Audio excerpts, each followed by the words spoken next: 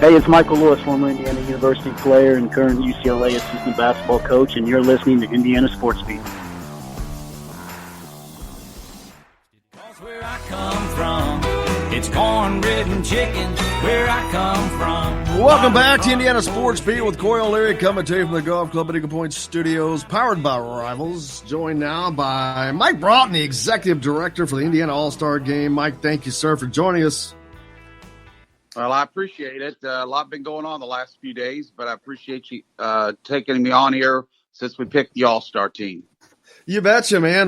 Mike, of course, you know his name if you're a high school basketball fan, former state champion coach down in my neck of the woods, down there in Jeffersonville, now with the Indiana Basketball Coaches Association, though. But, man, you had some good fun days back when you were coaching, Mike. Yeah, we won quite a few games. We had a lot of success, and then I went with Coach Collier to the University of Nebraska, and then I was a head college coach for about 5 years. So I've traveled around the world and got to see a lot of basketball, but Indiana high school hoops is the best. Yeah, I'm fortunate to sit next to a guy every day who got to experience that wholeheartedly. Todd Leary with us, a guy you know pretty well also. Yes. Yeah, I saw back in the day, I saw all the IU players, and of course we had a number of recruits that Coach Knight came down and watched my guys play over the years, and we had Sharon Wilkerson go to IU, and then a couple others almost went there. And so I think I had maybe 9 Division I players in a 4-year period of time. So it was a fun ride. Yeah, one of your former teammates, Todd. Yeah, Sharon was one of those guys that came in, and I know how good a coach you had to have been, because when he came in, he already knew help defense and the rotations and half the motion offense. So I know you did a good job. You probably studied a lot of Coach Knight's stuff when you were down there, but Sharon I just saw him, a couple of months ago at a reunion thing, and he's just a person that's fun to talk to. He's got a lot of great stories. He had a lot of good stories about high school and with you, Coach. Yeah, we had quite a run there. I got there in 90 and I left in 2000, and I think we were 210-39. So, in fact, a guy called me the other day and said, well, you only lost 7 home games in 10 years and you lost 32 on the road. So what should you have done? Did you have done anything different? I said, I should have had more home games. Should have played more home games. Yes, exactly. Easy answer to that. Oh, fun times now. And now the All-Star game, unfortunately, not going to be played. We're going through this weird time for all of us, Coach. But thank goodness, and Todd really pointed out, this being able to name that team is of such importance to these kids, because he knows the importance of earning that. And these guys are going to be an All-Star now for the rest of their life.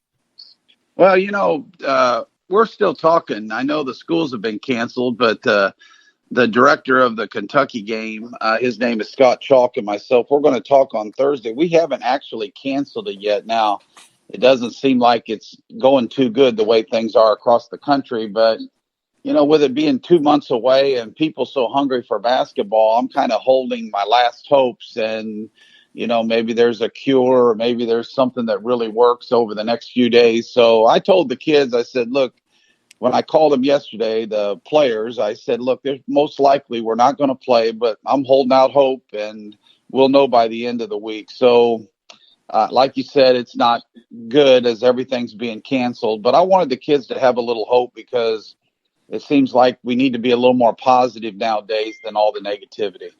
Yeah, and that's I give you an enormous amount of credit for that, because it's it is something. It would be great if it got to be played, but I will tell you, 30 years after the fact, those kids will be introduced as Indiana All-Stars no matter where they go, and that's really going to be the important part. And I hope the game gets played. Trust me, time frame wise, it would work out great. I think your attendance would probably be at an all-time high, given that people haven't had anything to watch. But I commend you and give you a ton of credit for going ahead and making the picks and doing all that, because, one, it gives us something to talk about, but two, these kids it'll stick with them for their entire lives.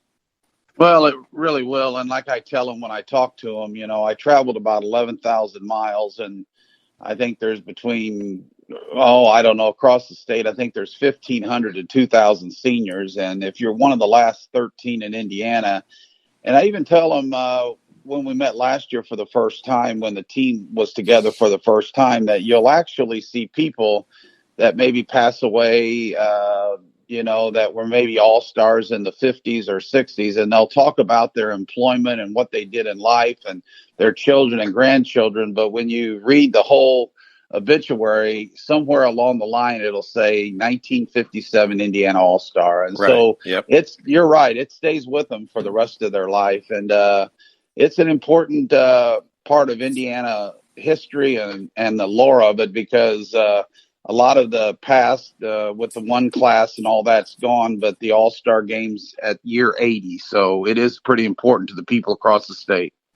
We had Kyle Nedrup on just a little earlier, Coach, and he brought up something that just hit me right away. He talked about, the very thing that we're talking about, how historic this is, but those pictures. I remember as a kid I went to Floyd Central and looking up those old faded color photos of Jerry Hale and Jerry Schellenberg, and you knew exactly. I mean, it said 1971 or 2, whatever, but you knew. I was like, man, those guys were great. And that's the same thing today. When you see a picture of a guy in that jersey hanging in a gym, you know that that's greatness.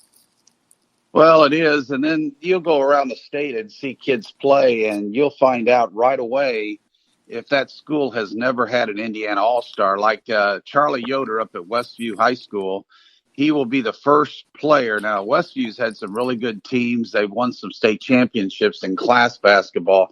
But he's actually the first pick player from Westview ever to make the All-Star team. So I told him yesterday, I said, I guess you'll have a big picture up on the wall somewhere. And he goes, I probably will. And, in some communities, it's, if they have 15 or 20, you'll see the uniform with the number and the name. But in some places where they've had 2 or 3, it's like you said at Floyd Central, you're going to see the person. And as they age, it doesn't matter. They're still up on the wall. And I've gone to, I've probably gone to over 100 schools over the last 2 years doing this job, and very seldom do I see any place that doesn't have them either in the gym or in the hallway coming into the gym. So it is 80 years, and we hope we can make it another 80 if good Lord willing.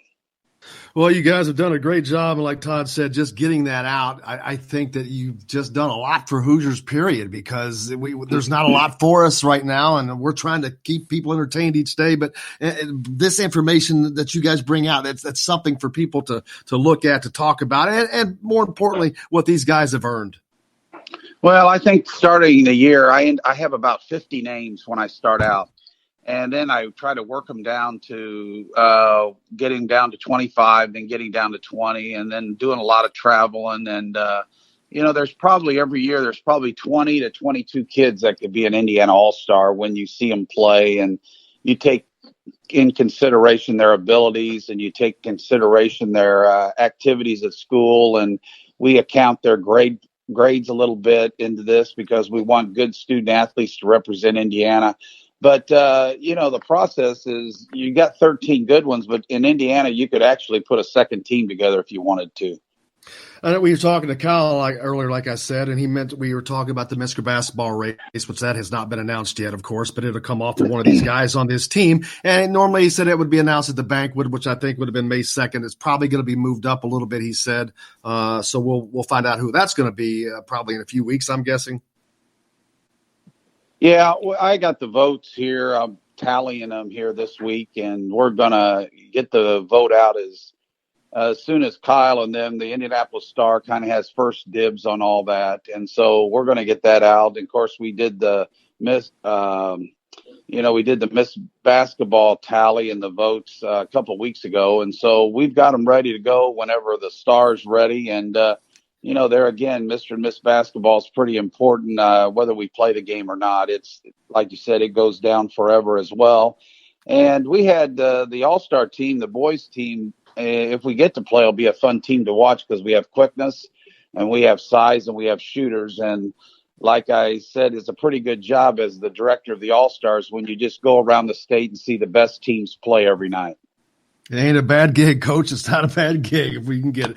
Coach, I cannot thank you enough for joining us. We can't thank you enough for going through all what you guys are going through to make this happen for us. We're all enjoying it and looking forward to seeing who Mr. Basketball is. Yeah, well, we'll have it out. Probably Kyle's talking about, we'll probably have it out at the end of the week or first of next week. Sounds great, man. Well, Coach, we can't thank you enough. Keep working hard, and we'll keep following you, and we'll stay in contact. Well, stay in contact if you need anything. I'd love to talk to you again. You have a good day. Appreciate Thanks, you. Coach. This is Jim Coyle from Indiana Sports Beat with Coyle and Leary. Indiana Sports Beat is now a part of the Rivals Network. You can go to thehoosier.com to sign up. It's free. Catch the show there each day live or at your convenience. You can also like or follow us on Facebook, follow the show's rebroadcast anywhere you podcast. If we're not on a radio station where you live, we should be. Let your local station know they need to carry Indiana Sports Beat with Coyle and Leary, or simply go to thehoosier.com.